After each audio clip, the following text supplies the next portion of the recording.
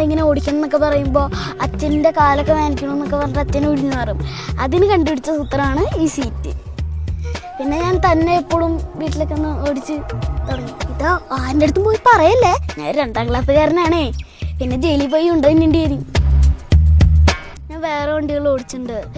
ഇത് കഴിയാണ്ട് ഞാൻ ഈ ക്ലാസ് മെർസിഡീസ് ബെൻസ് ഈ ക്ലാസ് ഓടിച്ചിട്ടുണ്ട്. അത് അച്ഛൻ ഫുള്ളായിട്ട് തന്നില്ല, കാരണം അത് ഭയങ്കര പ്രഷസാണ് അച്ഛന്.